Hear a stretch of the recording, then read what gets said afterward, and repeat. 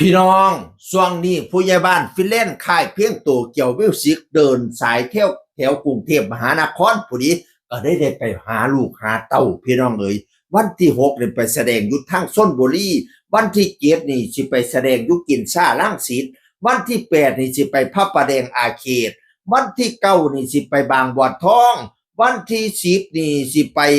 พุทธมณฑลติอีสานฝั่งทนสะดอกเนาะ วันที่10นี่ไปสระบุรีคืออยู่แถวกรุงเทพมหานครน่ะพี่น้องเอ๋ยก็เลยได้ไปยามลูกยามเต้าเอฟซีเห็นแล้วก็มีความสุขนํเนาะตอนเราเล่นกับน้องโตเกียวนั่นน่ะโอ้ยหัวเตินลูกชายเพิ่นก็ได้อารมณ์ดีให้เสียเกียวนะครับเพียงอีพอเอ๋ยเล่นกับพอดีเป็นตาหนายโอ้ยเป็นตาแฮกฮักเป็นตาแพงเป็นตาแย่งเป็นตาเบิงผู้ใดไปเห็นก็โอ้ย ยิ้มไปน้ำมีความสุขไปน้ำเห็นผู้ใหญ่บ้านมีความสุขคนเขากดไล่เปลี่ยนหมื่นเปลี่ยนแสนแต่ละคลิปแต่ละโพสต์นะโพสต์พวกบักโนบักแตงอ่อนซ่อนความตาหักของน้องตัวเกี่ยวอ่อนซ่อนอันความอบอุ่นของคุณพ่อคนลูกพี่น้องเอ๋ยนอกจากไปยามน้องตัวเกี่ยวแล้วกลับไปเสื้อไผ่ลูกสาวน้องนาฬิตาพร้อมนาฬิตาไปแสดงเต้นอยู่ทั้งกรุงเทพกรุงไทยพออยู่เวทีกรุงเทพกรุงไทยเมี่ยงไงเมี่ยงหลวงพอพี่น้องเอ๋ยเราไปซื้อไผ่พี่น้องมอบอันช่อดอกไม้แดงให้น้องอัน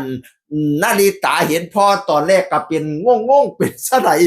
กสิบ่นึกบ่ฝันแต่เนาะว่าพ่อสิไปซื้อไผ่นั่นน่ะแอบมาให้กำลังใจคนสวยกิจกรรมแข่งเต้นของน้องที่เซ็นทรัลเวิลด์พะนะว่าเซ็นทรัลเวิลด์กรุงเทพพุ่นน่ะปาดมาเฮ็ดดีเฮ็ดงามมาเต้นดีเต้นงามแต่กำแพงอีเมก่อนเกี่ยวหมูตันพันหมูบอดอนพอบิ๊กกลับไปหาไปเสื้อไผ่แอบมาให้กำลังใจคนสวยพะนะว่านะช่วงนี้ก็เลยเห็นรอยยิ้มจากหน้าผู้ใหญ่บ้านฟินแลนด์เราได้อยู่กับลูกกับเต่าเพราะว่าเราไปเดินสายแถวกรุงเทพมหานคร